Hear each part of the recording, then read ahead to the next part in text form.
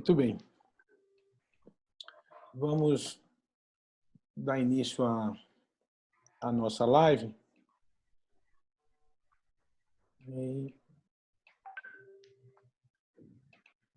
Só um minuto.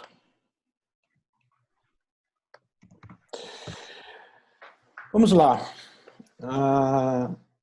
Antes de começarmos, eu gostaria de agradecer a Deus por mais esse dia, não é? E que proteja todos nós, proteja a humanidade dentro desse cenário. Mas eu gostaria de agradecer a cada um de vocês que se encontra aqui na nossa plataforma, na nossa live. Esse é um projeto social do Instituto, todos nós aqui estamos gratuitamente nos doando, passando conhecimento para vocês, discutindo, trazendo o que há de melhor no direito, né? Umas cabeças pensantes do direito, as maiores autoridades sobre os assuntos que vão abordar. As nossas próximas lives, nós vamos ter uma live no dia 20, sempre às 19h30, nós vamos ter uma live no dia 23/4 sobre federalismo e crise em tempos de pandemia. O palestrante é o juiz federal Clênio Jair Chuzzi, a doutora Raquel Andrade e o doutor Marcos Antônio Rios da Nóbrega. No dia 27, nós temos uma outra live, também às 19h30, aspectos jurídicos do contrato de plano de saúde e os impactos da pandemia. Será com o doutor Gabriel Schumann, doutor Elton Fernandes, a doutora Paula Moura, do Rio de Janeiro, Elton Fernandes de São Paulo, Gabriel Schumann de Curitiba, e o doutor Marcos Errado de Alagoas. No dia 30, nós teremos uma outra live, que são as medidas jurídicas tributárias decorrentes da pandemia. O tributarista Rodrigo Numeriano, o doutor José Maria de Arruda Andrade. Eu também queria, antes de começar, convidar os senhores para que acompanhem o site do Instituto, o www.institutoluismariomoutinho.com.br. Lá vocês podem assistir às lives que eventualmente não tenham acompanhado. E também, para quem não estiver acompanhando no Instagram, @Instituto LM Moutinho, aí eu peço, nós estamos pertinho de chegar aos 10.000 seguidores e fica aí um agradecimento para quem for lá e passar a acompanhar. Mas vamos lá. Nós temos hoje, nós vamos falar sobre o pacote anticrime. Temos a presença, e aqui o meu agradecimento muito especial, ao ministro Rogério Schete Cruz, o ministro do Superior Tribunal de Justiça. Ele é doutor e mestre em Direito Processual pela USP, a Faculdade do Largo de São Francisco. É ministro do Superior Tribunal de Justiça, professor do mestrado em Direito da Universidade 9 de Julho, na Uninove, autor de dezenas de artigos e livros jurídicos, entre os quais o mais recente, Prisão Cautelar, Drama, Princípios e Alternativas. Está na sua 5ª edição e foi publicado, distribuído pela editora Juspodium. Também temos a honra de receber o desembargador federal, desembargador João Pedro Gebran Neto, do TRF4. O desembargador tem assento na 8ª turma daquele tribunal, que tem competência em matéria penal. O desembargador é mestre em Direito Constitucional e especialização em Ciências Penais e Processo Penal. As duas pela Universidade Federal do Paraná. É autor de livros, e dentre eles, Direito à Saúde, Inquérito Policial e Aplicação Imediata dos Direitos e Garantias Individuais.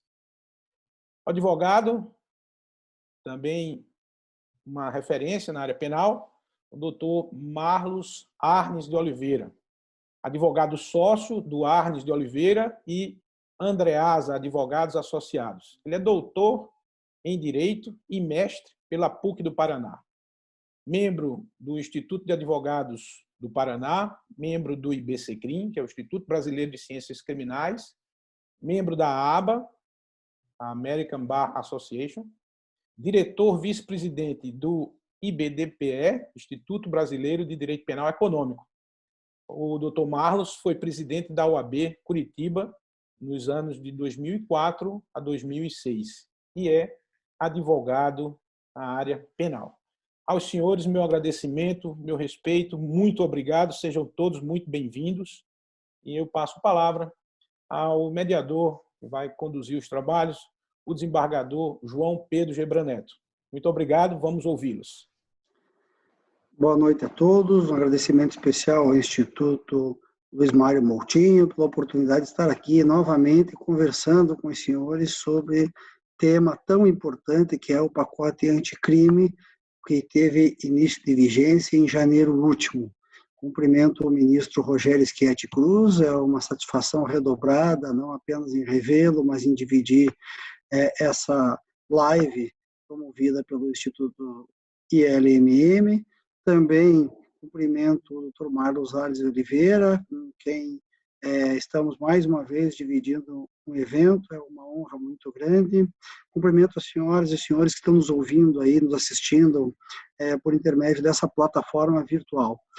Neste momento, deste cenário aí de bastante tristeza da Covid-19, onde estamos todos recolhidos às nossas casas, tentando ao máximo possível fazer um isolamento, é com alegria que nós podemos discutir temas importantes que impactam a vida da sociedade, inclusive temas fora da Covid, como é o caso do pacote anticrime.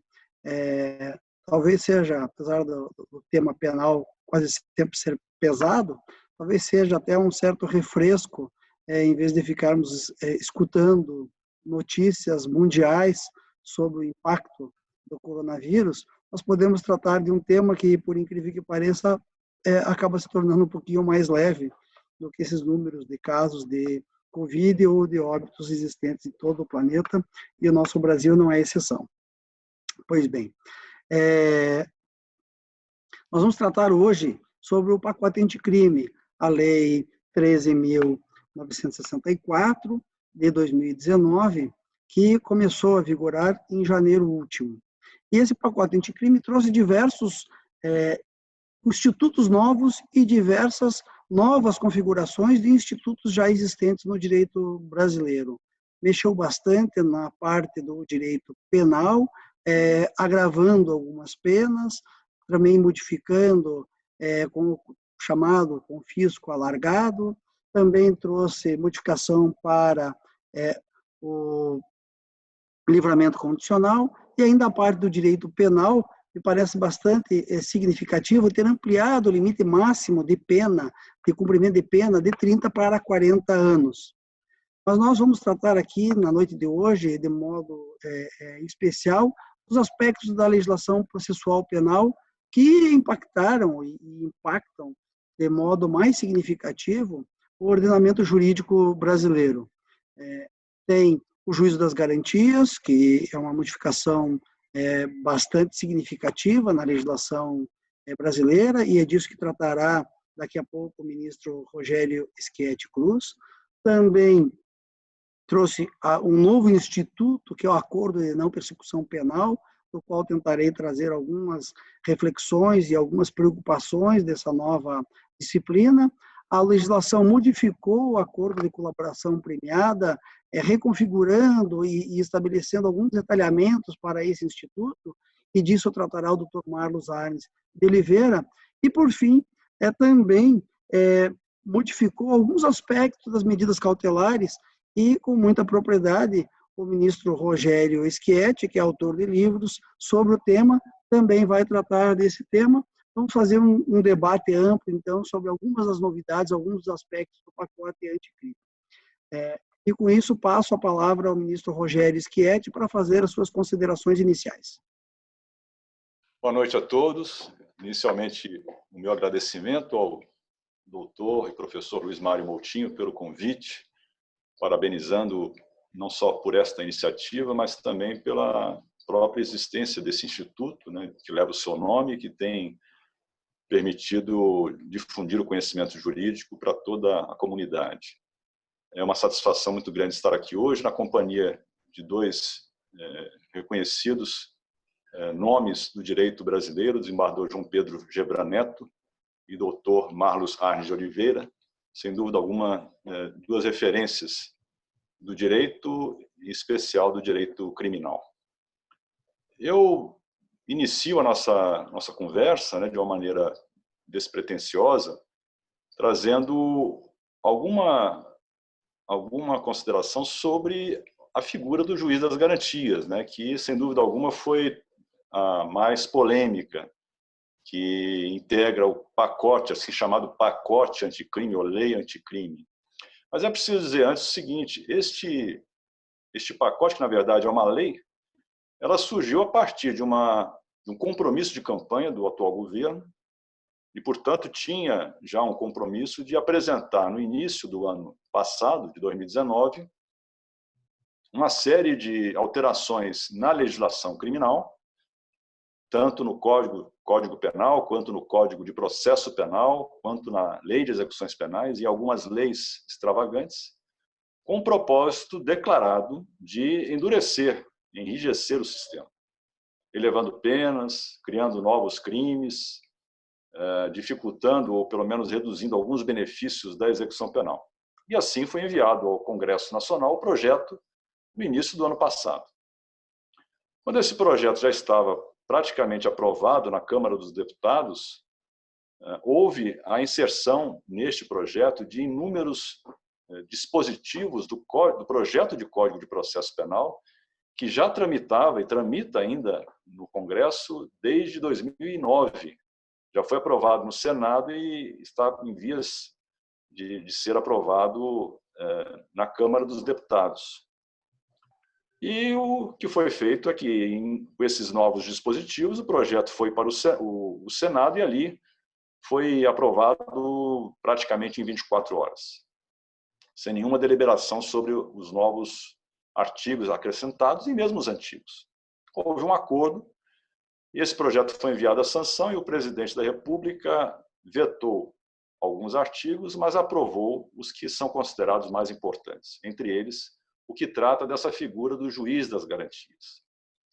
Como todos sabemos, o nosso sistema, tradicionalmente, sempre foi um sistema em que um juiz apenas cuida desde a fase da investigação policial, do inquérito policial, e depois, durante o processo, até a sentença, onde condena ou absolve o acusado, é o mesmo juiz. É o juiz que decreta a prisão preventiva, o juiz que recebe a denúncia do Ministério Público, o juiz que ouve as testemunhas em juízo, colhe a prova e depois sentencia. Esse modelo, no mundo todo, tem sido contestado. Qual é a ideia? Qual é a razão de ser do juiz das garantias? Um juiz que decreta uma prisão preventiva, ou um juiz que recebe a denúncia, um juiz que participa dessa fase inicial do processo, vamos dizer assim, de maneira geral, é um juiz que, de alguma forma, ele já se impressiona com as informações que ele recebe. De alguma maneira, ele se vincula psicologicamente com os fatos. E o juiz, para julgar, ele precisa ser, acima de tudo, imparcial. Ele não pode ter uma convicção previamente formada, ou formada desde o início da investigação. É importante que o juiz, quando vai julgar, esteja aberto a ouvir tanto os argumentos e as provas trazidas pelo Ministério Público, que é o titular da ação penal, quanto pelo advogado do acusado que o representa, para poder, então, formar a sua convicção e julgar livremente, de maneira imparcial. E o que praticamente todos os países ocidentais fizeram foi criar uma divisão de competências, de tal modo que haverá um juiz que, durante a fase do inquérito, cuidará dos atos necessários para a realização dessas investigações, eventualmente decretando a prisão preventiva do investigado ou concedendo-lhe a liberdade provisória, permitindo que seja interceptado o fluxo de comunicações telefônicas, determinando uma busca e apreensão na residência. E, com isso, esse juiz, digamos, não só permite a realização desses atos, controla a legalidade dessa investigação, mas também assegura ao investigado a preservação de seus direitos. Porque, se não há a figura do juiz, é possível que haja alguns abusos. Então, o juiz funciona como um supervisor, um controlador da legalidade e um órgão garante da observância desses direitos. Iniciado o processo, haverá um outro juiz que vai fazer a instrução e depois julgar a causa, né? Essa é a ideia do juiz das garantias. Então, não é nenhuma novidade. Nós temos praticamente todos os países que reformaram as suas legislações a partir da década de 70 do século passado. Na Itália, nós temos a figura que substituiu o antigo juiz. Nós temos hoje a figura que eles chamam Giudice dell'indagine preliminare, que é o juiz das investigações preliminares. Em Portugal também, o juiz de garantia, que faz esse papel. Na França, que é um país com uma tradição inquisitorial muito forte, em que ainda existe a figura do antigo juiz de instrução, que não é o mesmo juiz das garantias. Foi criado em 2000 a figura do juge de la liberté et de détention, né, o juiz que cuida das liberdades e das prisões durante o inquérito. Aqui no Chile, um país que não tinha uma tradição de um código moderno, também teve um novo código criando essa figura. Enfim, todos os países das Américas, nos Estados Unidos, nós temos a figura do grande júri, do pequeno júri. Todos os países têm alguma configuração parecida de separar essas funções. Faltava o Brasil. E nesse projeto de reforma do Código de Processo Penal, que tramita desde 2010, já constava, né, essa figura do juiz das garantias. Então, não é novidade, não é nada de novo, não é nada de excepcional. A questão toda esta é a grande polêmica que se formou, que é a seguinte: o Brasil tem condições atuais de não só instituir, mas fazer funcionar este juiz das garantias? Esta é a pergunta que precisa ser respondida. E, antes de mais nada, quero dizer que foi muito providencial, a meu ver, não sei se os colegas concordam, a suspensão pela presidência do Supremo Tribunal Federal e depois pelo seu ministro relator da ação de inconstitucionalidade, da vigência desses juízes das garantias. Por quê? Porque a lei foi aprovada na véspera do Natal, dia 24 de dezembro, e entraria em vigor, como de fato entrou, um mês depois. Portanto, em um mês, toda a justiça criminal brasileira deveria se organizar para fazer funcionar o juiz das garantias. E nós vamos perceber que, na prática, na realidade, nós temos um país com mais de 5.500 municípios, um número de comarcas enorme, em que há apenas um juiz que cuida de todas as competências dessa comarca, tem que substituir outros juízes de outras comarcas, tem que viajar durante a semana para realizar audiências nos municípios que integram esta comarca. E, portanto, já é atualmente, antes do juiz das garantias, extremamente difícil, se não impossível, para os juízes que fazem um trabalho magnífico. Nós temos hoje cerca de 18 mil juízes, com uma média anual de 1.800 decisões. É o equivalente a 7 sentenças por dia. É um trabalho hercúleo que os juízes brasileiros desempenham. Então, pensar que esses mesmos juízes teriam que se organizar para dividirem essa sua competência, de tal modo que o juiz que funcionar como juiz das garantias não poderá depois ser o juiz que vai julgar a causa. Então, nós teríamos uma duplicidade nos processos no que diz respeito à quantidade de juízes. Seria muito difícil, né? Um país com dimensões continentais, comarcas distantes, muitas vezes, com 100, 200 quilômetros uma da outra, e com todas as dificuldades, até estruturais, que esses municípios e o Poder Judiciário, infelizmente, ainda apresentam. Então, é um juiz que, creio eu, mais cedo ou mais tarde, deverá ser implementado no Brasil, mas talvez, naquele momento, não estivéssemos ainda preparados. Oxalá estejamos já prontos para, em breve, termos a possibilidade de contarmos com essa figura, porque todos ganharão, né? Na verdade, se nós tivermos uma estrutura capaz de atender a essa demanda que é enorme, nós temos hoje 80 milhões de processos tramitando na justiça brasileira, dos quais cerca de 7 milhões e 500 mil são processos criminais, e não é nada fácil dar cabo a toda essa demanda que é crescente no país, com índices de criminalidade altíssimos, né? Só em homicídios são, hoje, cerca de 50 mil homicídios por ano, né? Roubos, quase 300 mil, estupros, 65 mil. É muita violência e muitos processos para serem administrados pelo Poder Judiciário. Mas tenho esperança de que, quanto a isso, nós estejamos avançando em breve para termos uma justiça cada vez mais qualificada. Acho que, inicialmente, seriam essas as considerações, embaixador Gebran Neto, sem prejuízo de que possamos aí avançar no debate e com a contribuição dos ouvintes, possamos esclarecer eventuais pontos que necessitem de algum complemento. Bom, fico feliz de várias das ponderações apontadas pelo ministro Rogério Schietti, porque vários dos pontos são motivos de preocupações da minha parte, como a efetividade dos juízes de garantias.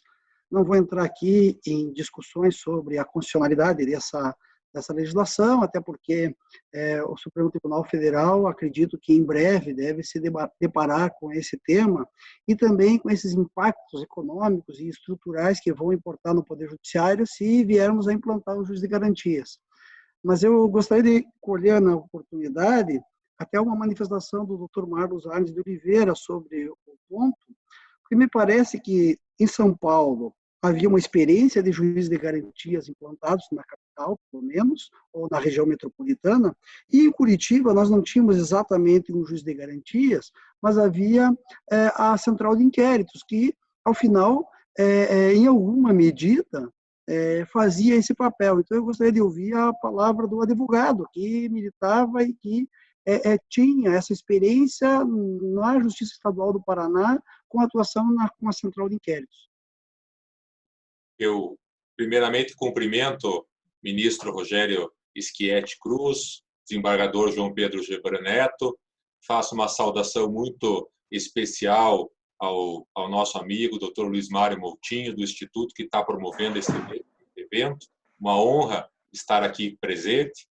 E, para nós todos, o juiz de garantias representa uma humanização do processo penal. Não há dúvida, e razão assiste ao ministro, quanto às dificuldades nesse momento de implementação, mas, com o passar do tempo, por certo, encontraremos um caminho possível de implementar, valorizando ainda mais os juízes, que, como bem colocou o ministro, têm essas tarefas hercúleas de tantas sentenças, de tantos despachos e de tanto trabalho a ser feito todos os dias. Mas, no processo criminal, esse afastamento do juiz que vai sentenciar, esse afastamento das provas, da coleta de provas, da instrução processual, me parece ser, como bem colocou o ministro, um ponto importante para nós caminharmos. Aqui em Curitiba, enquanto funcionou a Central de Inquéritos no âmbito da Justiça Estadual, a meu sentir, funcionava de forma adequada. Os processos todos eram conduzidos por esse juiz da Central de Inquéritos, a instrução, em especial, no momento da coleta da prova na esfera policial, era coordenada, autorizada ou não autorizada por esse juiz da Central de Inquéritos. Após a coleta da prova, recebimento da denúncia, era encaminhado às varas estaduais. Era um modelo que funcionava bem, também sofria suas críticas por um acúmulo, por um excesso de trabalho, em especial nessa Central de Inquéritos, mas fazia o primeiro afastamento do juiz que iria depois sentenciar das provas. Então, é assim o meu entendimento nesse início do nosso debate, que muito me dá prazer, doutor Gebran. Obrigado. Nesse meu papel duplo aqui, de moderador e de futuro expositor, eu gostaria de ouvir a opinião do ministro Rogério sobre a questão de que me parece que a mudança do Código de Processo Penal teve um aspecto nessa dos juízes de garantias, ou de uma forma geral, porque isso também reflete em outros pontos da mudança, que procurou afastar qualquer intervenção ex officio dos magistrados. Isso vale para o acordo na persecução penal, por exemplo, mas em outras medidas cautelares que o ministro vai falar adiante, e isso me pareceu bastante salutar. O que eu sempre fiquei em dúvida é se nós, juízes, e por isso eu falo diretamente com o ministro, que tem a experiência de ter sido promotor de justiça, procurador-geral de justiça, inclusive, e agora magistrado já há bastante tempo, e por isso bastante experimentado, se nós, juízes, já não exercíamos um papel de juízes de garantias. Ou seja, se a verdadeira vocação do magistrado não é ser um juiz de garantia, independentemente desta figura criada. Eu vejo que nós vamos criar, na verdade, estamos criando mais um degrau na jurisdição, nós estamos criando um degrau do juiz de garantias, mais um juiz de primeiro grau, mais o juiz do tribunal e os tribunais superiores. As experiências do Paraná e de São Paulo nunca ousaram sair da capital. E mesmo o ministro fez uma referência ao Chile, que ainda não tenho certeza se já implantou integralmente naquele país os juízes de garantias, mas ele levou anos na estruturação do seu poder judiciário para implantar juízes de garantias de modo mais largo. Então, essas questões, no fundo, me atormentam. Eu não tenho nenhuma objeção de ordem fundamental, de ordem prática na existência do juiz, mas mais que no meu caso e do ministro, se nós não somos juízes de garantias em função do exercício da jurisdição pelos juízes de primeiro grau.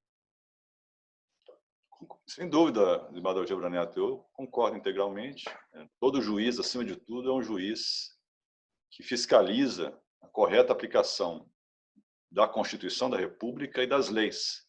E no âmbito criminal, nós sabemos muito bem que a figura do juiz é essencial para assegurar que eventuais excessos cometidos pelo Poder Executivo ou pelo Estado, administração, não interfiram na liberdade do acusado. O acusado deve ser julgado pelo crime que está sendo acusado, deve ser, se for o caso, condenado, mas com respeito a todas as garantias. Não é possível um processo penal que utiliza meios quaisquer para obtenção de um fim, ainda que justo. A legitimidade de um processo criminal se encontra nos meios com os quais se obtêm sentenças finais. E nesse papel de garantidor dos direitos, a figura do juiz é a mais destacada, né? Mas, de fato, a dificuldade do juiz das garantias é imensa, né? Como eu disse, num país como o Brasil. É preciso dizer o seguinte, que faltou dizer, o projeto vinha com uma proposta, como eu disse, muito endurecedora da legislação, e acabou recebendo enxertos de última hora de cunho garantista, né? Essa é uma delas, uma das inovações, o juiz das garantias, as medidas cautelares pessoais, né? Algum reforço nos dispositivos que já existiam. Então, é até meio, eu diria que é um pouco contraditório dizer que o pacote é um pacote anticrime, porque, na verdade, é um pacote que tem dispositivos muito rígidos, sim, na parte penal, mas no âmbito processual penal tem outras mudanças importantes, né, sobre as quais não teremos tempo de conversar, que são mudanças que limitam o papel do Estado, né, na persecução penal. Mas essas experiências existentes, como a de São Paulo, de Curitiba, como bem destacado, elas eram nas capitais. A dificuldade maior do juiz das garantias é a sua implementação por todo o território nacional, né? Mas eu tenho a esperança, assim como destacou o Dr. Marlos Arne, de que com o tempo nós encontremos mecanismos para a implementação dessa nova figura, até porque o processo eletrônico vai ser muito importante para isso, né? Há um outro tema que é palpitante, que é o juiz que realiza audiência de custódia, e esse sim, talvez seja até de mais difícil implementação, porque a lei passa a exigir, embora já era isso uma resolução do Conselho Nacional de Justiça, que o preso seja apresentado em 24 horas, sob pena de tornar nula aquela prisão. E isso foi suspenso também pelo Supremo Tribunal Federal, porque, de fato, eu acredito que em muitos locais do Brasil será impossível apresentar um preso em 24 horas a um juiz que muitas vezes não está naquela comarca, né? Ele estará distante dali, será preciso um deslocamento que demanda uma estrutura que certamente muitos municípios e muitas polícias estaduais não terão a seu dispor, né? Então, é mais uma vez o grande dilema, a distância, né, entre o mundo do dever ser, o mundo dos livros, o mundo da academia e o mundo do foro, o mundo real, o mundo dos fatos. Essa distância no Brasil é muito grande e o sistema se torna mais efetivo, mais legítimo à medida que nós diminuímos essa distância e o direito que é praticado no foro corresponde ao direito que é pensado nos livros e nos códigos. E se o doutor Gebran me permitir, o ministro teve a oportunidade de colocar dois pontos muito importantes aqui. Um ponto de vista prático, quanto à audiência de custódia. É tão importante a audiência de custódia, foi de tão difícil implementação e em muitas comarcas hoje ela se tornou uma mera formalidade. Então essa distância que o ministro coloca é uma distância que nós, advogados, sentimos aqui em primeiro grau nessa atuação. Como é complexa como é complexo nós trazermos a lei até a prática e uma boa prática. E um ponto fundamental para nós entendermos a lei anticrime é outro ponto que o ministro colocou. Nós recebemos, o Congresso recebeu um pacote anticrime duríssimo e devolveu ao presidente da República para a sanção uma lei anticrime com inúmeras garantias processuais que não estavam dentro do envio desse pacote. Houve eu não diria um desvirtuamento, porque seria, mas houve um desmonte daquele pacote inicial que gerou inúmeras críticas, inúmeros elogios, e é importante nós entendermos isso que o ministro colocou, porque a lei anticrime está justamente nesse aspecto de bipolaridade, eu gosto de dizer. Ora garantindo direitos, como é o caso do juiz de garantias e outras inúmeras garantias, e ora aumentando o cumprimento das penas, endurecendo sobremaneira a execução penal. Então, ela vai e vem, e novamente o que eu sinto, ministro, é que falta uma política criminal que o nosso Congresso tenha definido e que possa agir numa linha única e não ficar indo e vindo e causando essas dificuldades todas. É como tenho pensado e refletido. Ministro, e me parece que nós temos ainda um problema adicional, para além da estruturação do primeiro grau dos juízes de garantias, é sobre o funcionamento desse instituto, vamos chamar assim, no segundo grau. Como é que nós, que atuamos em órgãos colegiados, vamos trabalhar, principalmente nos casos de competência originária, a julgar que nos casos recursais nós ainda manteríamos as nossas competências independentemente do juízo de garantias. Gostaria de ouvir a sua ponderação sobre isso. Exatamente, essa tem sido, Badal Gebran Neto, um questionamento frequente, porque a nossa justiça ela é estruturada de uma maneira peculiar. Nós temos a competência, em razão de algumas autoridades que exercem certos cargos, uma competência deslocada para um julgamento único, diretamente no Tribunal de Justiça, ou no Superior Tribunal de Justiça, ou no Supremo Tribunal Federal, a depender de qual cargo que é ocupado pelo detentor dessa prerrogativa, né? E aí o julgamento é único perante um órgão colegiado. Nos tribunais superiores, no STJ, são 15, os 15 mais antigos. No Supremo é toda a composição do plenário, né? E nos estados, nos tribunais de justiça dos estados, alguns dos mais antigos que julgam em corte especial. Eu não acredito, na minha avaliação, pelo menos inicial, que se irá estender essa garantia para o julgamento dos processos por crime de competência originária dos tribunais. Porque a ideia que justifica a ratio essendi, digamos assim, do juiz das garantias é a preservação da imparcialidade do julgamento, ou evitar que um juiz que já tenha formado a sua opinião durante o inquérito seja o mesmo a julgar.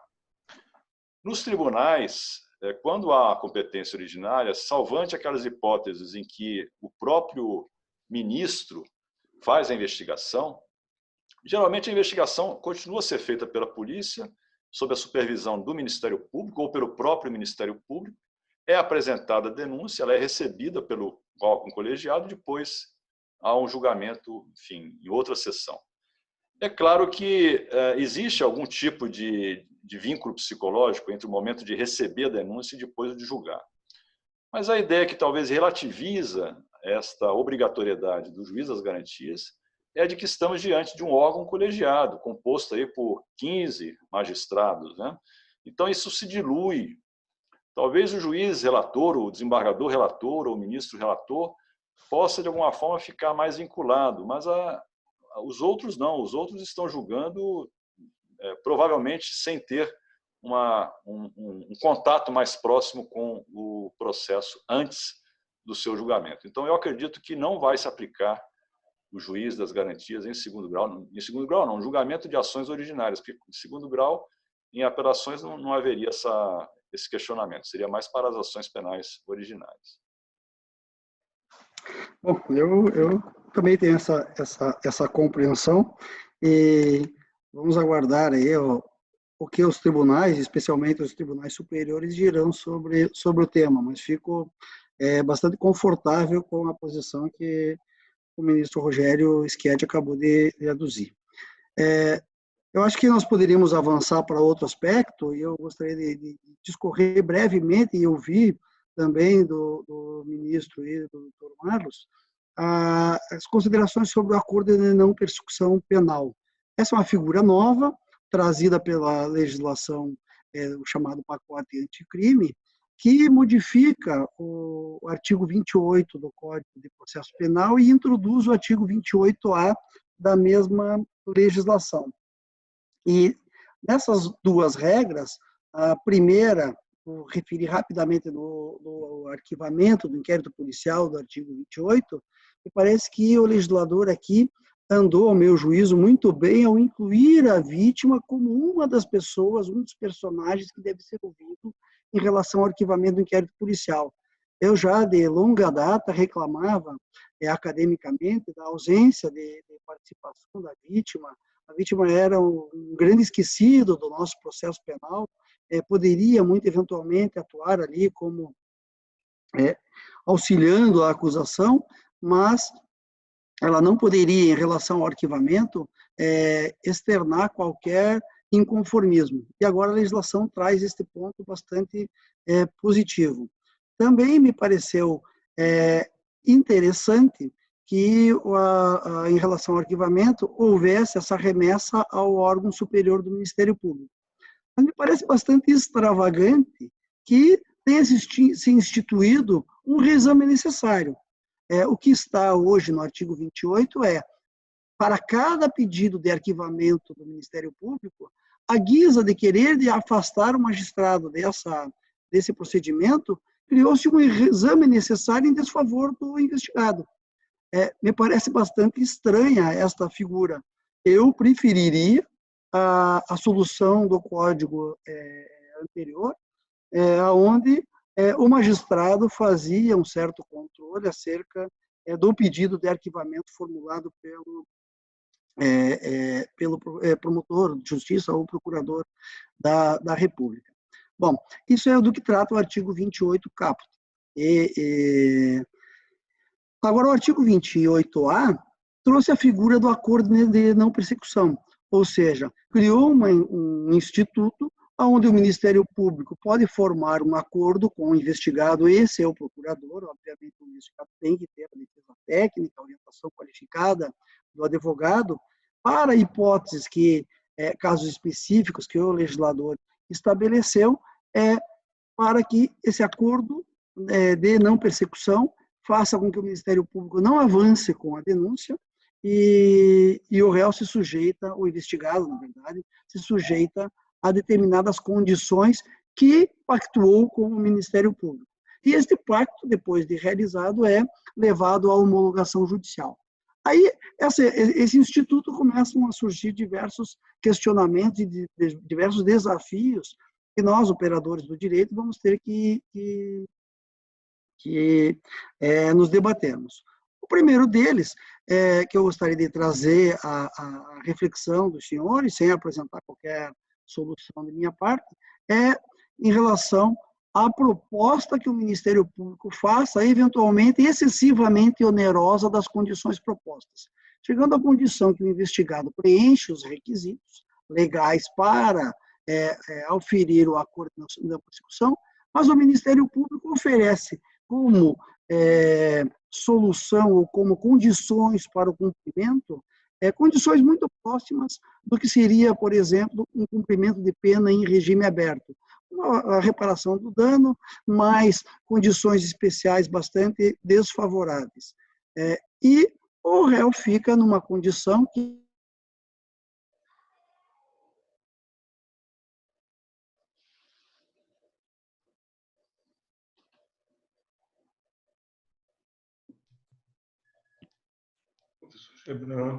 Perdemos a conexão. O áudio cortou. Volta um pouquinho. Opa, perdão. Final. Tá. Voltou? Então, voltou o áudio, por favor? Voltou Tá. sim. Então, o investigado fica naquela condição de tudo ou nada, e ou pega aquele pacote, ou ele se submete ao processo penal.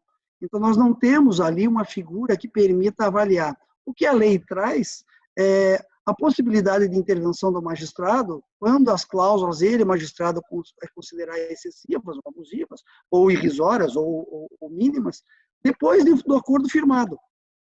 Mas o réu não pode se sujeitar a um acordo que ele, o investigado, no caso, um acordo que ele considera abusivo, para ficar no aguardo do magistrado declarar essa abusividade. Então, esse é um ponto que eu gostaria de destacar. O segundo ponto que eu gostaria de destacar, e eu festejo a existência desse acordo de não persecução, é sobre a aplicação em relação aos processos em andamento, ou mesmo em relação a futuros processos onde haja desclassificação ou absolvição do réu quando ele responde por mais de um crime. Se nós vamos fazer aplicação retroativa no curso da ação penal, ou se essa aplicação tem que se dar exclusivamente no âmbito do inquérito policial. Nós já temos diversos questionamentos hoje nos tribunais sobre esse aspecto da retroatividade ou não retroatividade desse acordo de não persecução em relação aos processos que já estavam em andamento ao início da vigência da legislação. E isso traz diversos desafios, né? Obviamente, não se pode anular uma denúncia recebida a tempo e modo corretamente com a superveniência da legislação. O que fazer? Nós vamos fazer uma suspensão do processo, vai se transformar esse instituto da não persecução em uma forma de não persecução, de suspensão do processo, por exemplo. Esses são alguns dos desafios que estão postos e que eu gostaria de ouvir as considerações tanto do ministro quanto do Dr. Marlos.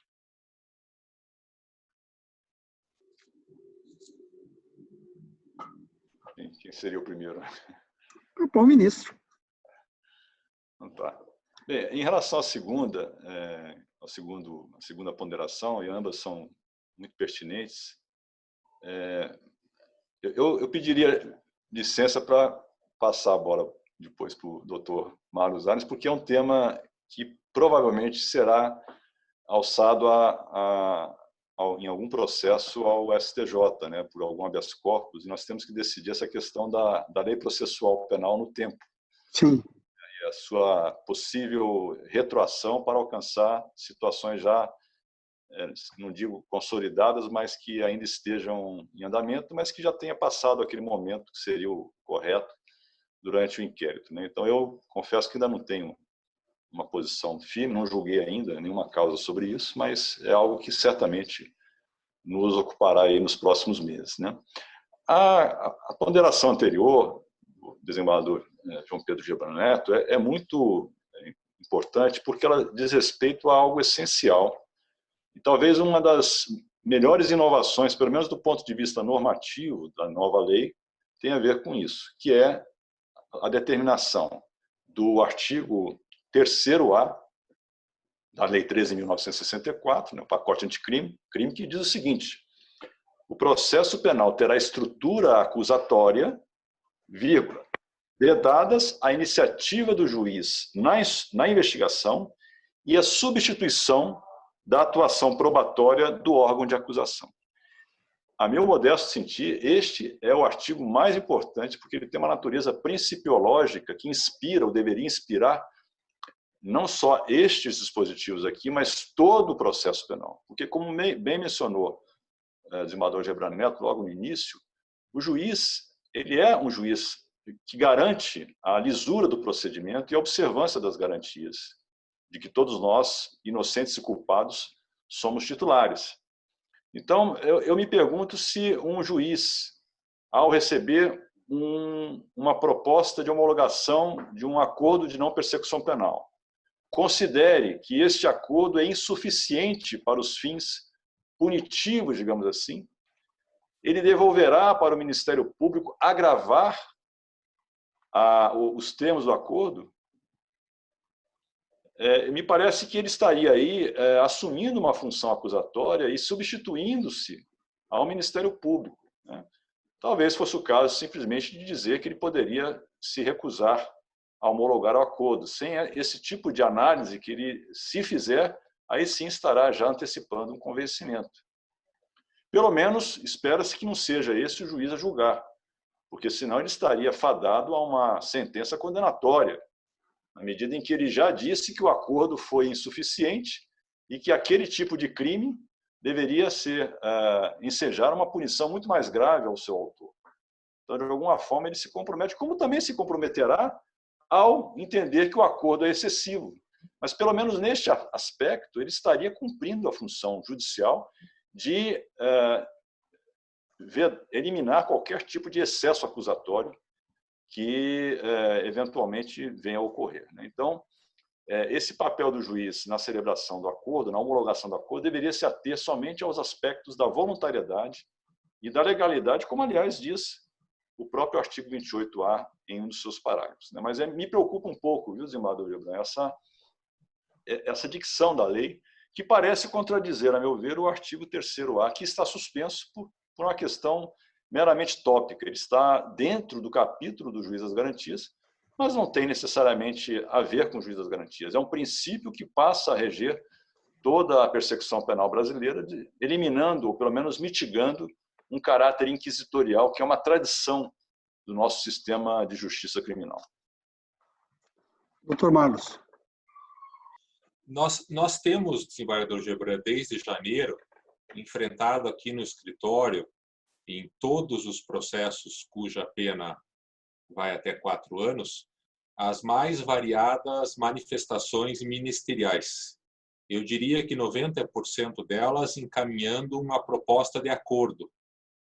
E uma parte delas, e especificamente uma delas, entendendo que esse acordo não caberia, pois o processo já estava em fase de interrogatório e, portanto, já tinha ultrapassado aquela fase inicial onde poderia ser proposto o acordo. Nos demais processos, inclusive alguns já depois do interrogatório, em fase de alegações finais, o juiz tem, via de regra, aberto o prazo para que o Ministério Público e a defesa se manifestem sobre a possibilidade de acordo.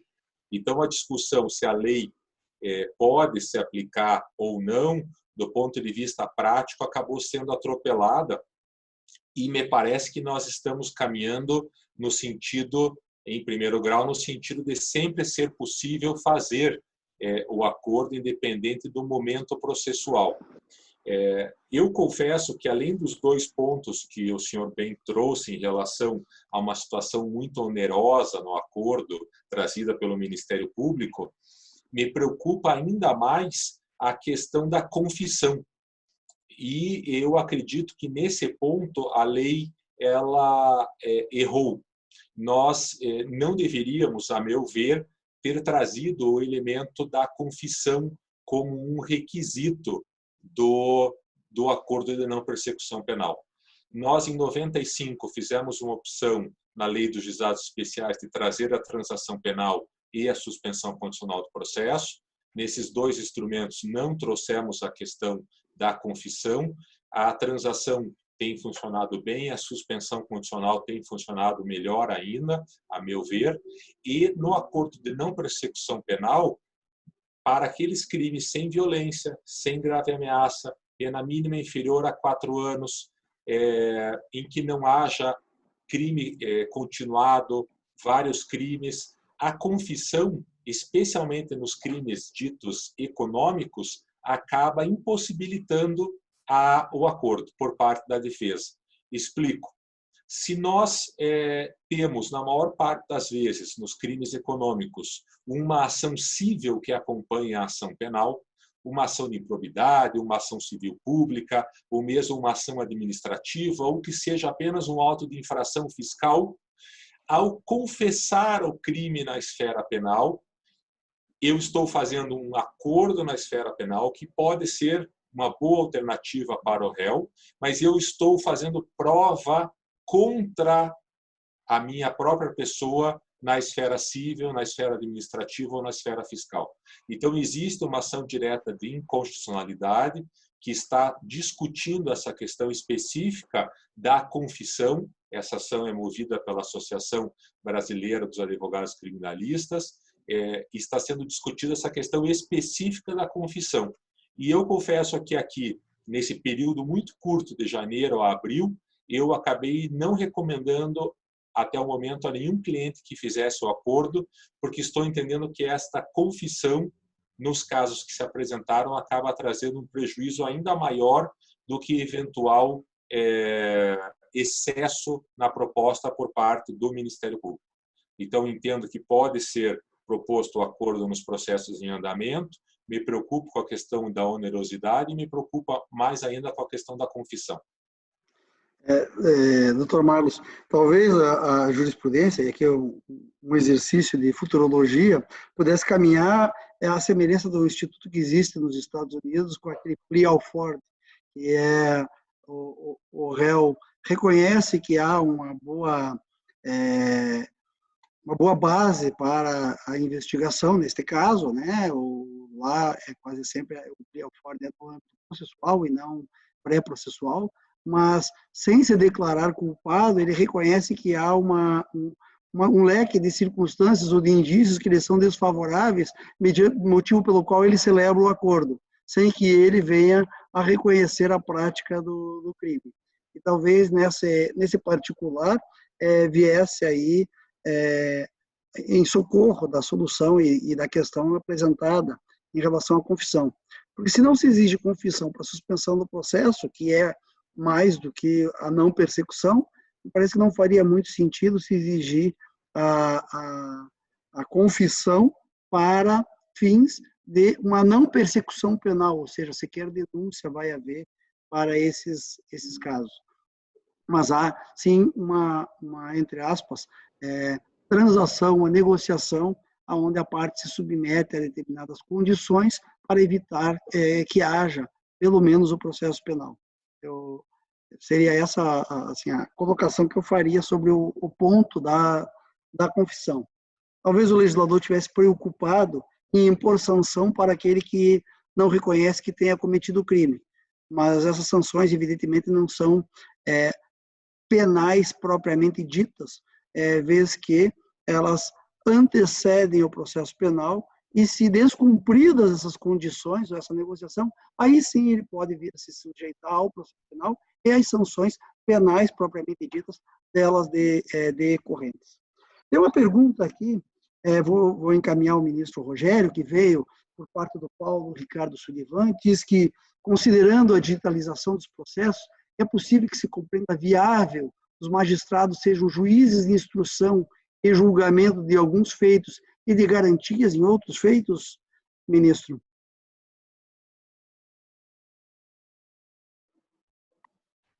Sim, me parece que não há nenhum impedimento, porque, na verdade, o que nós teremos que fazer é uma divisão de competências, né? O que a lei não passa a não mais permitir é que o mesmo juiz que examinou o inquérito, controlou a legalidade do inquérito, seja o que irá julgar a causa, né? Veja, a lei, inclusive, a nossa lei, ela permite dar competência ao juiz das garantias para receber a denúncia. Alguns até questionam isso, porque o modelo ideal seria o modelo italiano. O modelo italiano nós temos 3 juízes, né? Ou 3 juízos. O primeiro que cuida da investigação, digamos, protegendo a legalidade da investigação. O segundo que realiza o que eles chamam de audiência preliminar, né? Que é o recebimento da denúncia. E o terceiro, que geralmente é um juízo colegiado, que vai julgar a causa. Então, o modelo ideal são 3 juízes.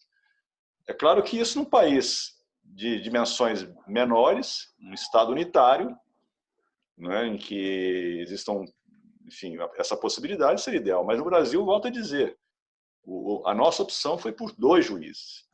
E nada impede que um juiz seja, numa ação, o juiz das garantias, e na outra ação ele seja o juiz que vai julgar, e trocando, invertendo as posições com outro juiz da comarca.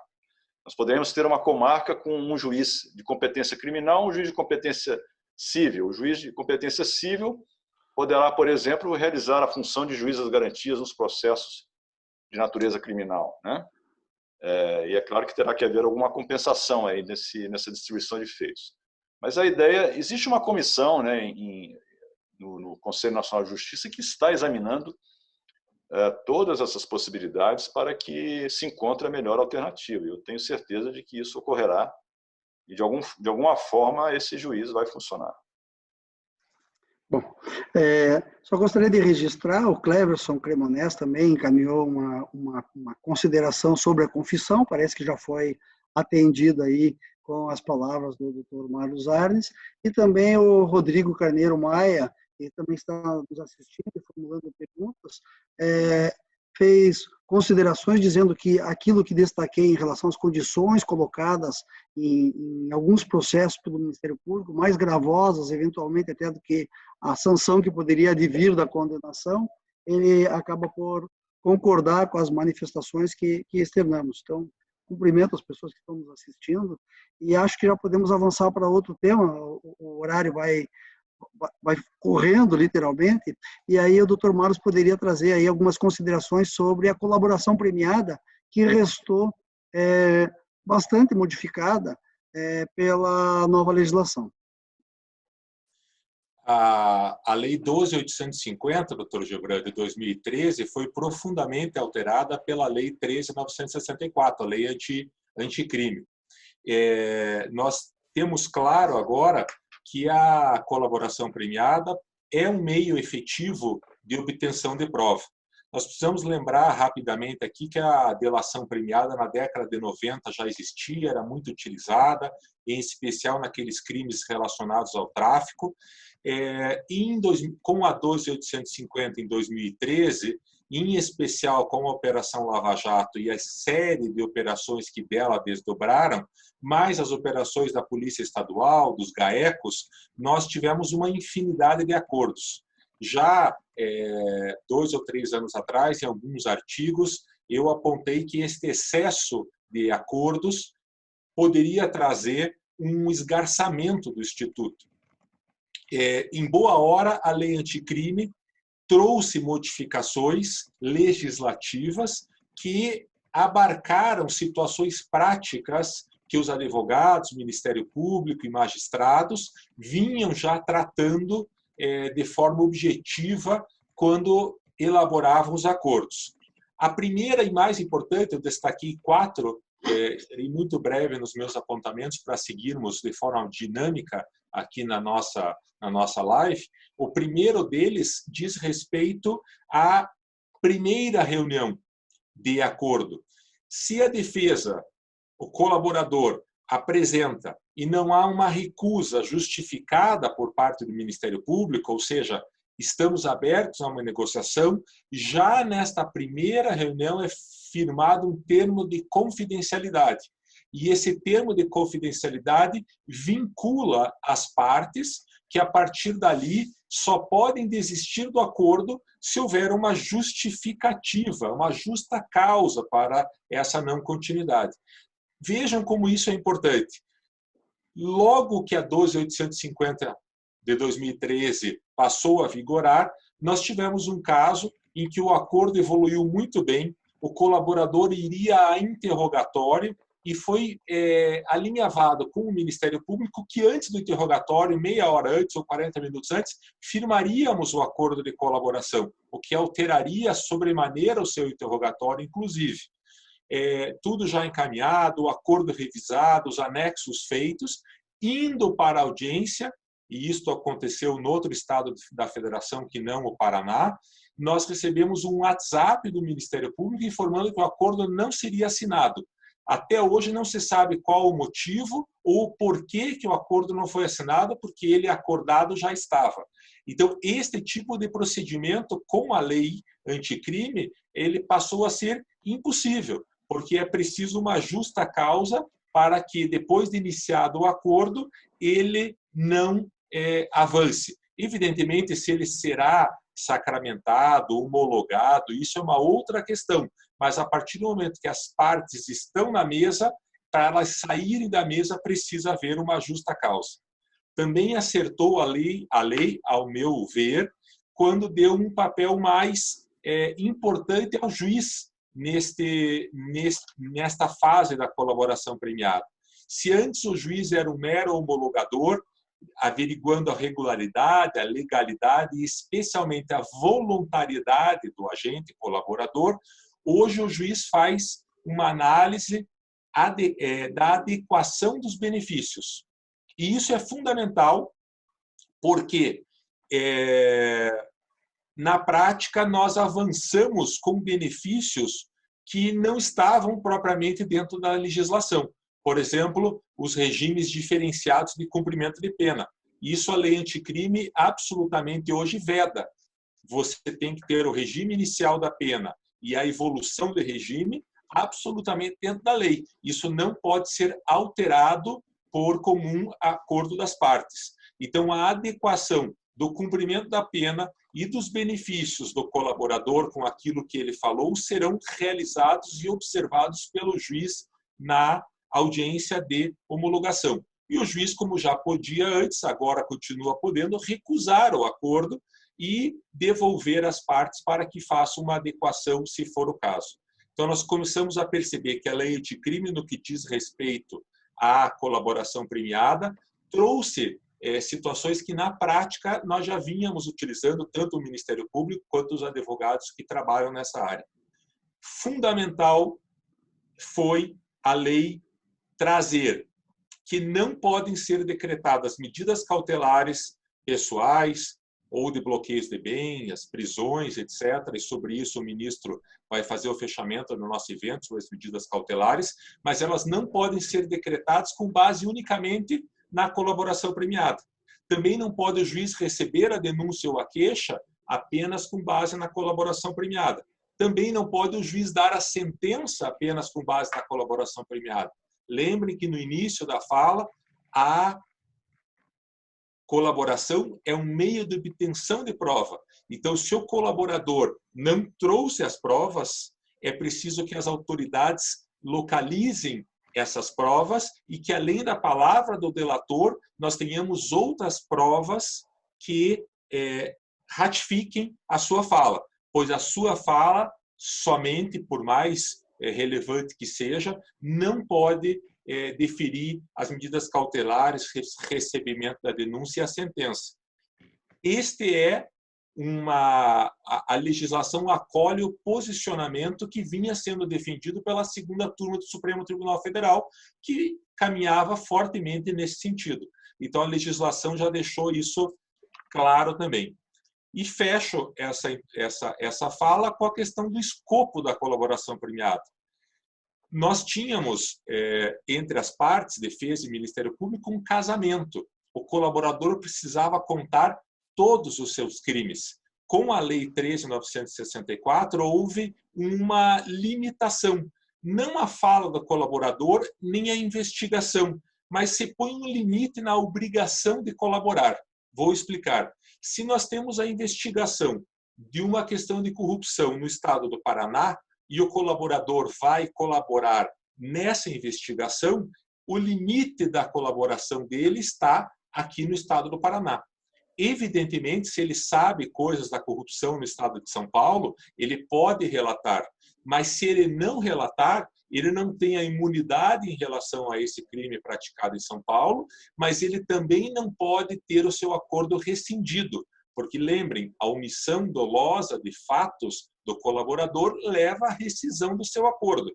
Então, há uma limitação, a lei traz essa limitação para que o colaborador fique centrado dentro do objeto da investigação. Esses são, a meu ver, os principais 4 pontos que rapidamente eu trago para o debate, sendo esse o meu entendimento, doutor Gibran. Bom, cumprimento pela sua introdução ao tema da colaboração e, antes de passar a palavra ao ministro, eu gostaria de fazer uma breve ponderação se o doutor Marlos não acha que a lei, ao estabelecer que a adequação dos benefícios ao regime de pena, na forma lá do parágrafo 7º, inciso 2º, se não acabou por restringir bastante o âmbito da própria colaboração, vez que muitas vezes as penas para alguns casos são bastante elevadas, e desestimular a realização de acordos. Ou seja, se um réu, ao final e ao cabo, mesmo com a colaboração, tiver uma pena de 7 ou 8 anos ou mais, ele vai acabar cumprindo esta pena em regime inicial fechado. E o que a experiência demonstrou ao longo dos últimos anos, antes da modificação legal, é que se estabelecia ou pequeno período de cumprimento da pena em regime fechado ou até mesmo esse regime diferenciado. Será que a legislação não acabou por, ao pretender um novo remédio, não acabou fulminando a colaboração ou dificultando? Eu penso que esse ponto dificultou bastante, doutor Gibran, e também a mudança de entendimento do Supremo em relação à prisão em segunda instância, em que pese eu entender, evidentemente, que não cabe a prisão antes do trânsito julgado, que só se dá ao final da última decisão do Supremo, é preciso reconhecer que, ao mudar a sua jurisprudência, o Supremo também dificultou um pouco o interesse pela colaboração, assim como o senhor bem trouxe essa questão do regime inicial da pena, e são fatos que acabam afastando aquele afã de colaborar. De outro lado, eu entendo, olhando a experiência do CADE na área administrativa concorrencial, que nós vamos diminuir o número de acordos, mas vamos qualificar os acordos. Aquelas pessoas que procurarem o acordo efetivamente serão aqueles que mais trarão benefícios para o Estado com informações relevantes para o acordo. A experiência do CADE tem sido muito profunda nesse sentido, em fazer apenas 2 acordos por fato. Não é possível com uma terceira ou uma quarta pessoa, então há realmente uma corrida para ver quem se apresenta primeiro, há uma corrida para ver quem traz melhores provas e há uma escolha por parte do CADE de com quem vai fazer o acordo. Então, a meu sentir, nós vamos assistir isso também no processo penal. Vamos diminuir a quantidade de acordos e vamos ter mais qualidade no acordo. Assim que eu enxergo. Muito bom. Gostaria de ouvir o ministro Rogério Schietti.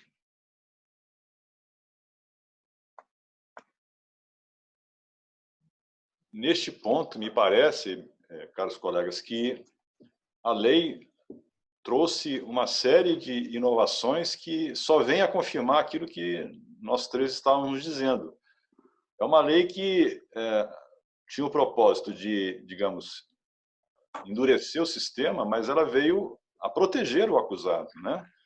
E a meu ver, com razão nesses casos, porque há muitas críticas quanto ao Instituto da Colaboração Premiada, ou mais particularmente a delação premiada, né, que eu entendo como uma espécie do gênero colaboração premiada.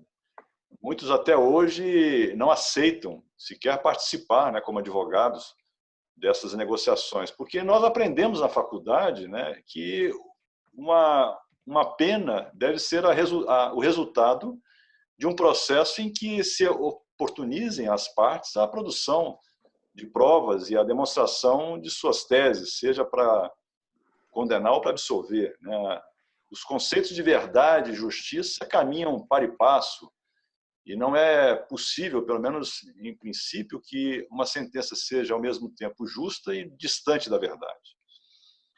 Mas nós sabemos que a tendência mundial, creio que, seguindo o exemplo do direito norte-americano, seja a de também admitir uma justiça penal de consenso. Mas essa justiça penal de consenso ela assume variadas formas. Mesmo nos Estados Unidos, nós temos a possibilidade de acordos penais em que o réu necessariamente admite a sua culpa, como a possibilidade de que ele assuma uma pena sem confessar o crime, né? O que eles chamam de nolo contendere. E na Itália, nós temos a figura dos pentiti, né? Os arrependidos, que, enfim, foi uma figura responsável pelo desmantelamento de algumas organizações criminosas, né? As máfias da Sicília, de Nápoles e da Calábria. Então, é uma tendência mundial.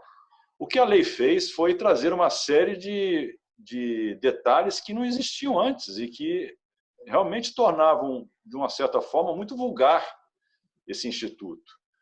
Hoje fica claro que, por exemplo, o réu deve falar por último, né? O réu que foi objeto de uma delação premiada. Fica claro que ele não pode ser obrigado a renunciar a um recurso. Fica claro que ele não pode ser preso ou denunciado, e muito menos condenado, com base em apenas uma colaboração premiada, ou com base em colaboração premiada.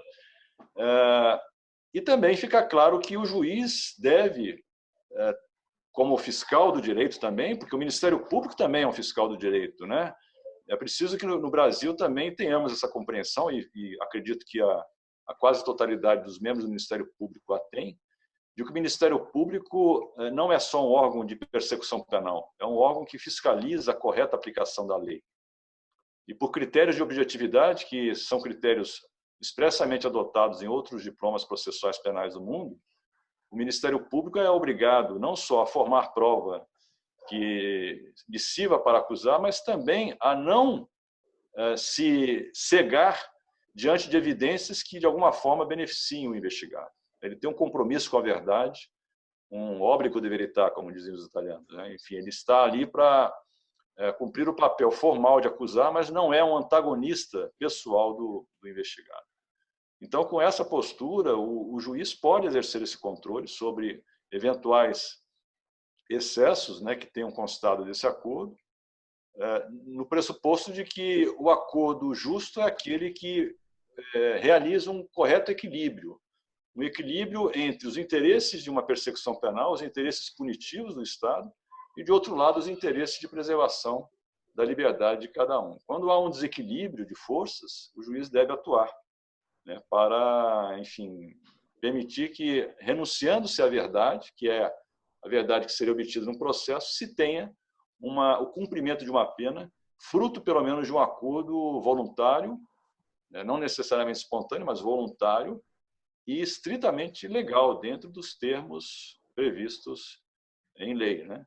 Então, é nesse sentido que eu acho que nós devemos avançar, e a lei, nesse ponto, foi muito bem redigida, trouxe vários dispositivos que tornaram mais clara esse choque de interesses, mas assumindo uma postura de realmente não permitir que se vulgarizasse o Instituto, que estava sendo aplicado, em muitos casos, de uma maneira muito elástica, né? E praticamente seguindo o modelo norte-americano, onde 90% a 95% de todos os casos criminais são julgados ou são decididos por meio de um acordo penal. O que é preocupante porque, muitas vezes, e lá isso ocorre, aqui não, mas muitas vezes o acusado nos Estados Unidos troca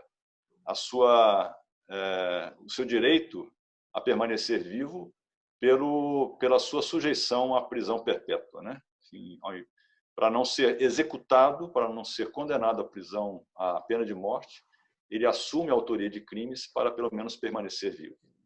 Isso dentro de um sistema que não exige, como aqui no Brasil, a corroboração desses fatos que foram objeto do acordo. Eu acho que o grande mérito do nosso sistema de justiça consensual, nesse aspecto, é exigir que os fatos que foram objeto do acordo sejam demonstrados em juízo. E esse acordo só será válido se, em juízo, mediante o contraditório judicial, com a igualdade processual, com todas as possibilidades que ambas as partes têm de produzir prova e apresentar suas argumentações, aquilo que foi objeto do acordo seja controlado, verificado e examinado pelo juiz em sua sentença.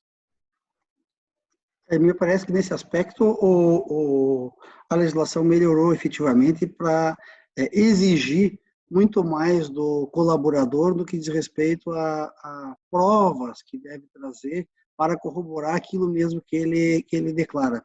E a sistemática anterior, em alguns casos, havia uma série de declarações, mas a prova material concreta do que estava sendo declarado nem sempre era trazida naquele momento de homologação. E depois, ao curso do processo, poderia não vir nada a despeito desse acordo já ter sido homologado. E o que poderia fazer o juiz ao final desse sistema era diminuir os benefícios, mas não dizer que o acordo não valia porque ele já estava homologado, a despeito da prova não ter sido tão suficiente ou ser insuficiente. Mas eu gostaria de deixar aqui para o Dr. Marlos a pergunta do Cleverson Cremonese. Ele gostaria de saber, se for possível, se o colaborador cumprir com 80% do acordo, por exemplo, se a rescisão irá operar de imediato e se esse colaborador perde todo o prêmio ou haverá o adimplemento substancial do acordo conforme a previsão do Código de Processo Civil. Nós temos hoje uma profunda discussão doutrinária e jurisprudencial quanto à questão da rescisão do acordo. Me parece que no caso que o Cleverson está apresentando, em que o colaborador cumpriu 80% do acordo, será difícil uma rescisão e uma perda de todo o prêmio. Por outro lado, a lei não prevê também uma renegociação do acordo. Então, é preciso entender que quando as partes, tanto o Ministério Público quanto a defesa, o colaborador, entram em acordo, esse acordo é feito para ser cumprido. E, na prática, quando não há esse cumprimento do acordo, no mais das vezes, isso tem acontecido por falta de dinheiro para efetuar o pagamento das multas. A parte fica, como nós dissemos, com outras ações cíveis, administrativas, fiscais, que acabam retendo o seu patrimônio, acaba não conseguindo pagar a parte pecuniária do acordo. Então, nós temos assistido aí sim uma possibilidade de esticar esse pagamento, por assim dizer, porque não há interesse, a meu ver, do sistema judiciário de que haja uma quebra do acordo quando foi feito um bom acordo e cumprido a maior parte dele. Mas ainda estamos numa fase inicial dessa discussão e esse ponto, Cleverson, a nova lei também não resolveu. Eu vou fazer uma última pergunta aqui e depois já passo a palavra ao ministro para ele tratar sobre as medidas cautelares. Mas tem uma pergunta que me pareceu bastante interessante, feita pela Ana Paula Carpes, se a sentença de pronúncia poderia ser proferida com base nas declarações do colaborador, tendo em vista o disposto no artigo, no inciso 3º do artigo 4º, parágrafo 16 da Lei 12.850. Se vale para a sentença de pronúncia ou mesmo que vale para as sentenças condenatórias.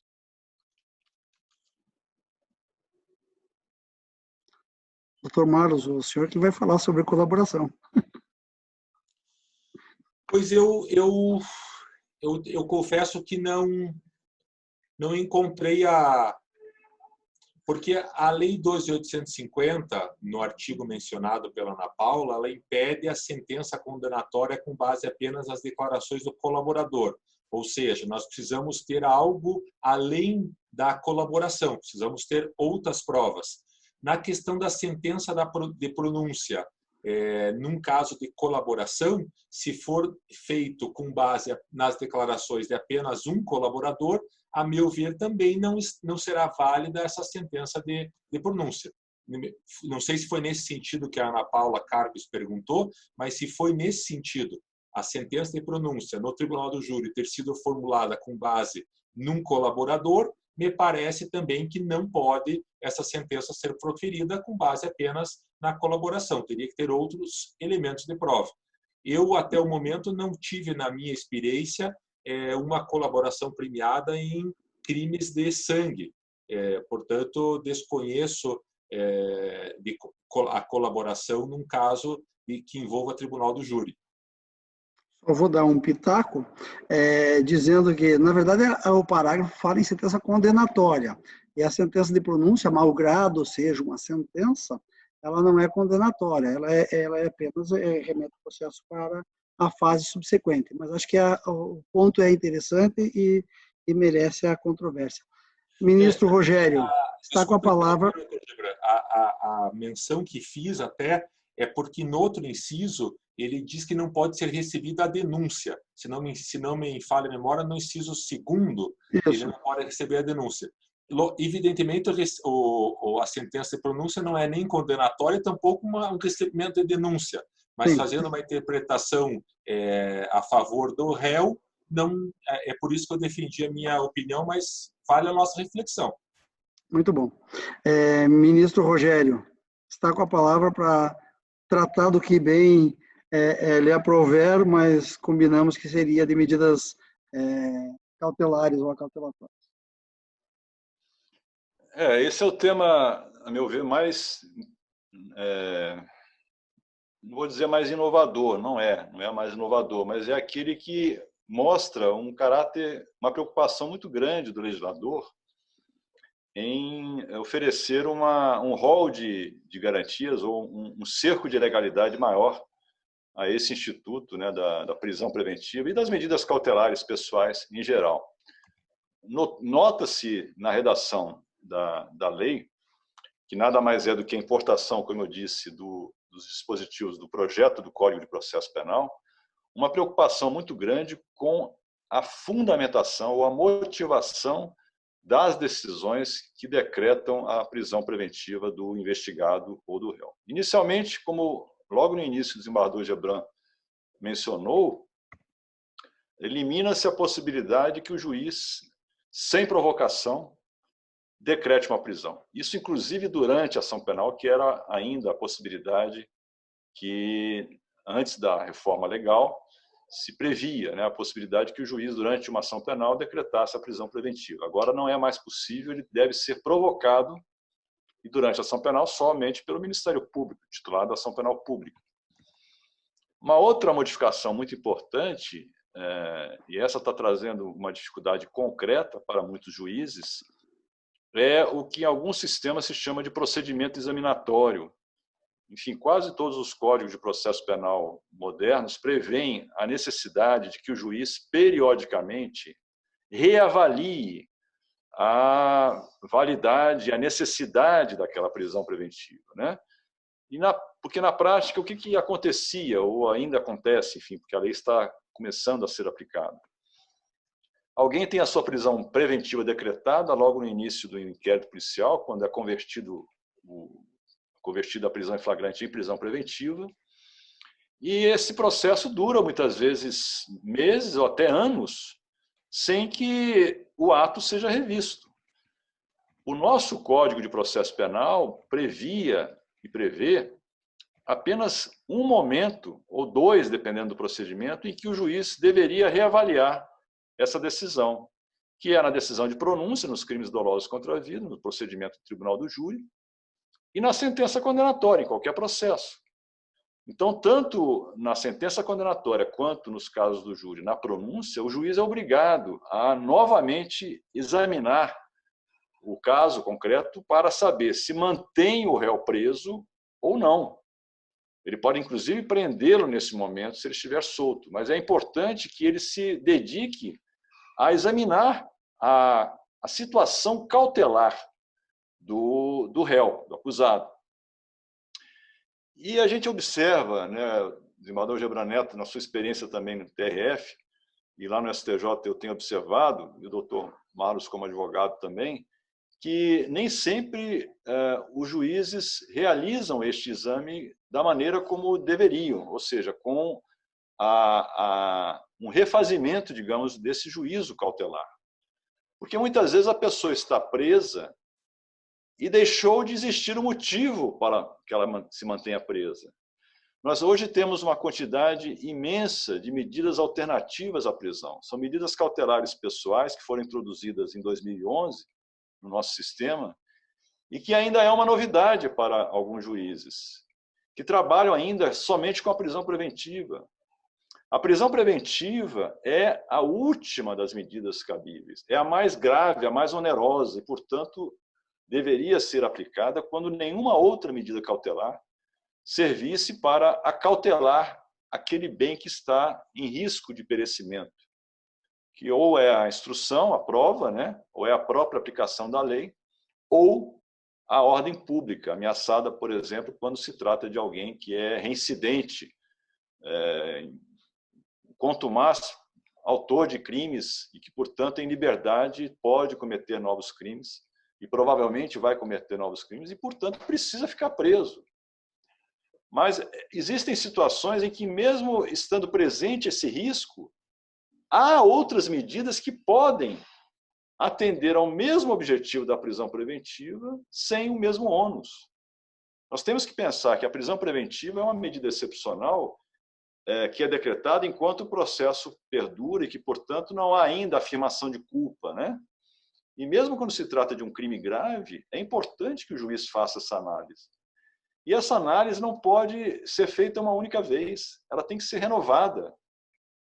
Então, nesse aspecto, eu acho que foi um grande avanço do Código, embora traga um ônus, digamos assim, judicial, enfim, um trabalho a mais para os juízes, sem dúvida alguma, né, que terão que reexaminar os decretos de prisão a cada 90 dias. Mas isso é feito, repito, em qualquer Código de Processo Penal moderno. Além disso, a lei é muito clara em dizer que o juiz não pode decretar uma prisão ou manter uma prisão sem que ele forneça argumentos concretos, sem que ele simplesmente se reporte aos termos da lei. Ele deverá se ocupar de indicar concretamente quais são os motivos que o levam a entender que a prisão é o único meio de proteger o processo ou a sociedade. Isso ele deve fazer indicando os fatos concretos. Não é mais possível a subsistência de decisões estereotipadas, decisões que se remetem aos termos da lei, ou decisões que muitas vezes extraem a necessidade da prisão pelo simples título do crime. Um tráfico de entorpecentes é um crime grave, sem dúvida alguma, as penas costumam ser altas. Mas há situações de tráfico de entorpecentes que não são tão graves. Ou mesmo quando são graves, nada indica que aquela pessoa deva permanecer presa durante o processo. Eu dou um exemplo que é muito corrente, que é o da mãe que nunca na vida praticou um tráfico, né? Enfim, já é uma senhora de idade, e o filho está preso pelo tráfico ou por um outro crime qualquer, e ele lhe implora que leve para ela uma quantidade X de maconha, que é exatamente para que ele possa, inclusive, ter algum tipo de subsistência dentro do presídio, porque ele está ali no meio de facções criminosas e se ele não introduzir essa droga, ele poderá ser punido. Evidentemente que isso é crime, isso deve ser punido, e essa mãe que levar a droga ao filho deverá ser punida pelo direito penal. Mas eu pergunto, qual é a necessidade dessa senhora permanecer presa durante o processo? Em uma situação que, claramente, ao final do processo, a pena poderá ser cumprida em regime aberto. Ela será punida, mas em um regime de pena aberto.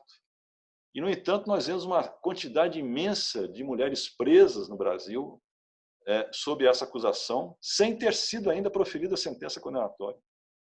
E, ao final, ela terá sido presa cautelarmente por um tempo maior do que a própria pena.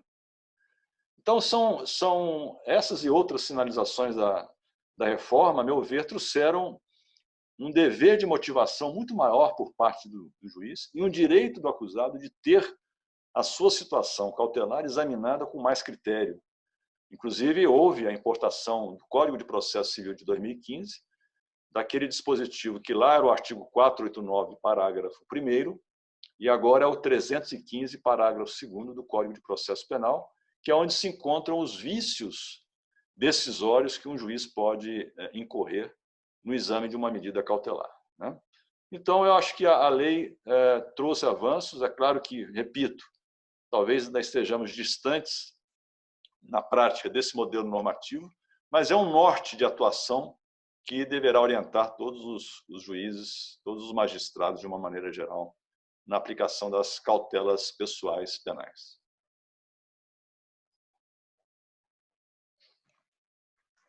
Basicamente era isso. Obrigado. Temos outros temas aí que nós podemos esmiuçar, Não, mas mas em geral seriam essas as principais ponderações que eu teria a fazer sobre medidas cautelares.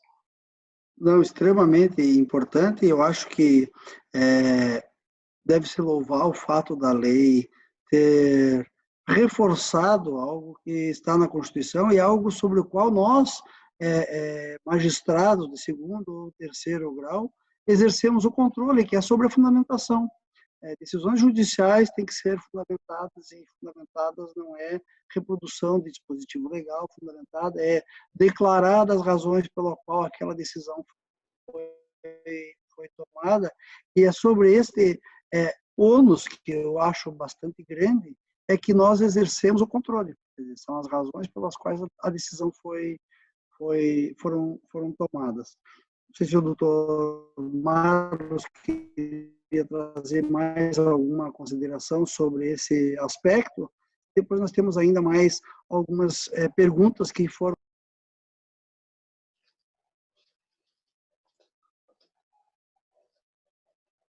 Eu apenas tenho a agradecer essa verdadeira aula que o ministro Schietti nos deu ao tratar das cautelares e, como bem disse, do dever de motivação.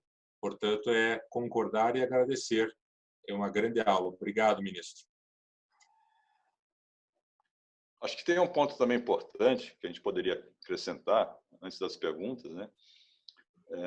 A lei, nessa dualidade, né, de que falou o doutor Marlos, né, é quase uma bipolaridade, digamos assim, né? Ela trouxe dois dispositivos que se antagonizam de uma maneira muito evidente, né? No parágrafo 2º do artigo 310, é dito que o juiz, se o juiz verificar que o réu é reincidente, tem outras hipóteses, mas eu vou me ater a essa, dado o nosso tempo escasso. Se o juiz verificar que o réu é reincidente, ele está proibido de conceder a liberdade durante o processo. Então, nós retornamos a um sistema em que havia uma espécie de prisão preventiva obrigatória. E nós eliminamos a capacidade e a liberdade que o juiz deve ter de examinar caso a caso. Um processo penal não se faz por atacado, o processo se faz singularmente, com o exame das peculiaridades de cada caso. Eu posso ter um réu que cometeu um único crime, mas pela maneira como ele cometeu esse crime, a revelar tal periculosidade que ele não pode ser colocado em liberdade. Tem que ser mantido preso enquanto durar o processo. E eu posso ter um outro processo em que se trata de um réu que cometeu um crime de média gravidade e que não pode ser mantido preso simplesmente porque, alguns anos atrás, praticou um outro crime. Muitas vezes um crime de menor importância. Eu não posso, por exemplo, impor necessariamente uma prisão cautelar por alguém que foi condenado por um crime de injúria, um crime contra a honra, ou um crime de ameaça, um crime de um pequeno furto. Simplesmente por isso eu vou mantê-lo preso. Então, vejam, é um dispositivo que, a meu sentir, e eu estou muito livre para dizer isso, porque eu já escrevi sobre isso, a meu sentir, será considerado inconstitucional pelo Supremo Tribunal Federal, como já houve em situações similares anteriormente. E veja que, mais adiante, a mesma lei traz no seu artigo 313, parágrafo 2º, a seguinte dicção: não será admitida a decretação da prisão preventiva com a finalidade de antecipação do cumprimento de pena ou como decorrência imediata de investigação ou de recebimento da denúncia. Então, o que o legislador disse aqui, e aqui sim, digno de elogios, foi: não se pode utilizar a prisão preventiva como prisão punitiva, como uma antecipação da pena. A prisão que decorre de uma pena pressupõe o juízo de reprovabilidade de condenação, a partir de provas que tenham sido produzidas de acordo com o devido processo legal. Uma prisão preventiva ela se baseia no juízo hipotético, um juízo de plausibilidade, de probabilidade e de periculosidade da liberdade do réu. Então, são dois juízos distintos. Não se pode transformar uma prisão preventiva em uma prisão punitiva, uma prisão-pena. E é por isso que muitas prisões acabam sendo desconstituídas pelos tribunais, quando se percebe que o juiz, ao invés de examinar a necessidade cautelar daquela prisão, acaba se antecipando no juízo de condenação que ele só pode fazer quando for proferir a sentença após o desenrolar de todo o processo. Então, é um dispositivo para elogiar e outro para criticar, né? E me parece uma contradição muito evidente, uma contradição interna da lei que é explicada, creio, por esse modo como ela percorreu o Congresso Nacional e como houve a inserção de dispositivos que contrariavam uma linha ideológica distinta da que acabou sendo, pelo menos nesse aspecto, votada e aprovada. Bom, isso me parece bastante claro também, porque a própria lei faz remissão a um dispositivo que não é correspondente. Ela faz remissão a um dispositivo do anteprojeto de Código de Processo Penal, quando que demonstra que foram juntadas duas leis e faltou talvez um cuidado final de redação. Eu acho que o adiantado da hora permite que nós interrompamos por as nossas explanações e comentários e devolvo a palavra ao Dr. Luiz Mário Moutinho para que faça o encaminhamento que entender adequado para esse encerramento.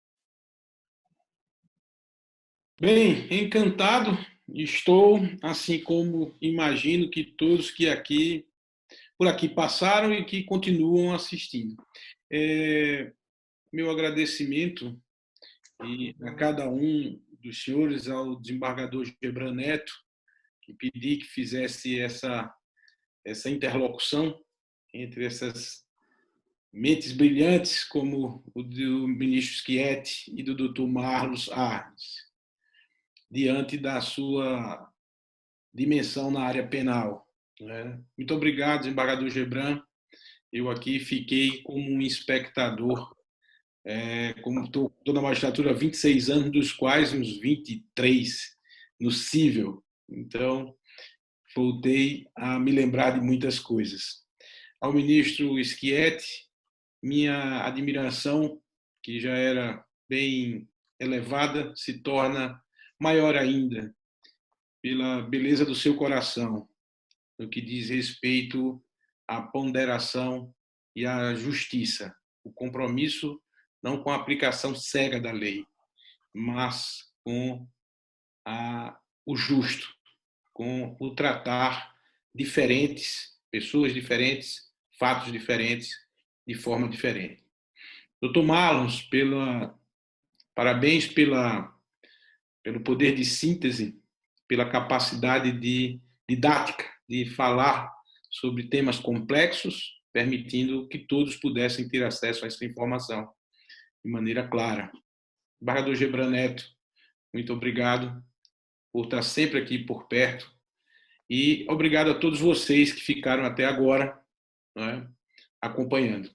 Curtam esse material, estará disponível na videoteca do Instituto. Nós teremos uma outra live agora sobre federalismo em tempo de crise. Será no dia quinta-feira, na próxima quinta-feira, também às 19 horas. Peço que quem assistiu, quem não curtiu ainda o Instituto lá no Instagram, dê um cliquezinho. E, enfim, muito obrigado a todos vocês. Obrigado ao Tony, que está por trás desse símbolo do Instituto, que é a pessoa que fica na parte técnica. Obrigado ao Antônio, que está sempre nos apoiando aqui. E obrigado, antes de tudo isso, a Deus, que nos deu mais esse dia, mais essa possibilidade e nos permitiu, né, exercitar, eu acho que, ministro, a palavra do dia, não é? Ou da era, na verdade. Exercitar a solidariedade. Todos nós aqui nos doamos para distribuir conhecimento, e isso é expressão de solidariedade. Muito obrigado a todos os senhores, uma boa noite e até o próximo encontro. Um abraço. Obrigado. Obrigado. Obrigado.